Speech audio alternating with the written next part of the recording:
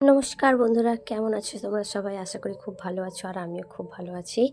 তো আজকে 1 জানুয়ারি উপলক্ষে আমি আজকে বাড়িতে একটা কেক বানিয়েছিলাম, পাম কেক।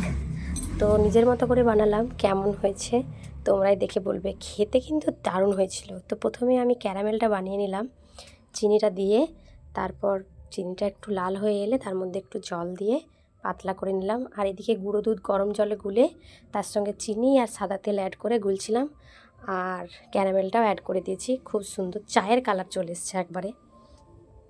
তো ভিডিওটা আমি ঠিকঠাক মতো করতে পারিনি, এক হাতে ধরছি ফোন আর এক হাতে জিনিসটা বানাচ্ছি বলে আমার ধরতে অসুবিধা হচ্ছিল ফোনটা।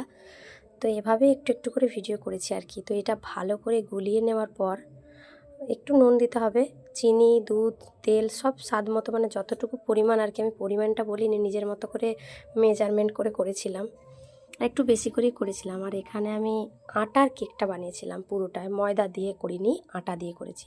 তো এখানে আটাটা চেলে নিলাম। আটাটা গুলা হয়ে যাওয়ার পর এখানে 2 চামচ গুঁড়ো দুধ ব্যবহার করেছি। পুরো কেকটাতেই আমি গুঁড়ো দুধ ব্যবহার করেছি। দারুণ টেস্ট হয়েছিল। আর ছোটো এলাচ গুঁড়ো করে দিয়েছিলাম, এতে স্বাদ টেস্ট আরও সুন্দর হয়।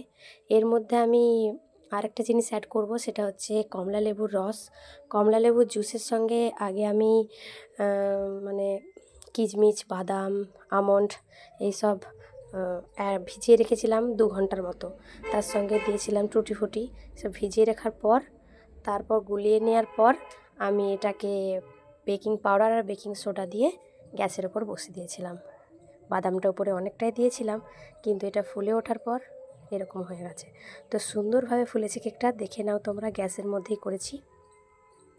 এরপর কেকটাকে ডেকোরেট করতে ইচ্ছা করলো, মানে বাদামগুলো নেই বলে। তো সেই জন্য আমি কেকটা আগে কেটে নিয়েছিলাম, তারপর ভিডিও করা হয়নি, তার জন্য আমি আবার কাটা দেখালাম তোমাদেরকে। তো এর মধ্যে আমি 3-4টে ডেয়ারি মিল্ক কিনে নিয়ে এসে সেটাকে গরম জলের মধ্যে গ্লাস বসিয়ে গলিয়ে নেওয়ার পর আর এটা এর মধ্যে দিয়ে দিচ্ছি একটু একটু করে।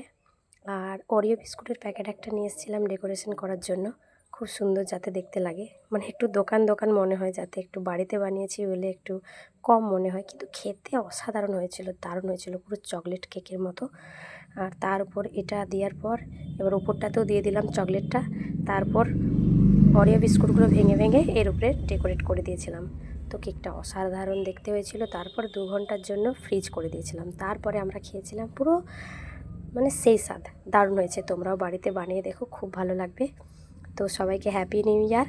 সবাই খুব ভালো থেকো, নতুন বছর উপভোগ করো, সুস্থ থেকো। আর সবার দিনটা খুব ভালো কাটুক, হাসি ফুর্তিতে। তো এই করেই আমরা কেকটা খেলাম, খুব এনজয় করলাম। তো পরের ভিডিওতে আবার দেখা হবে। তো সবাইকে টাটা। সবাই ভালো থেকো, সুস্থ থেকো, সাবধানে থেকো। আর আমার ভিডিও যদি ভালো লাগে তো সবাই একটু চ্যানেলটাকে সাবস্ক্রাইব করে আমার পাশে থেকো। তো আজকের জন্য এই পর্যন্তই। টাটা। পরের ভিডিওতে আবার দেখা হবে।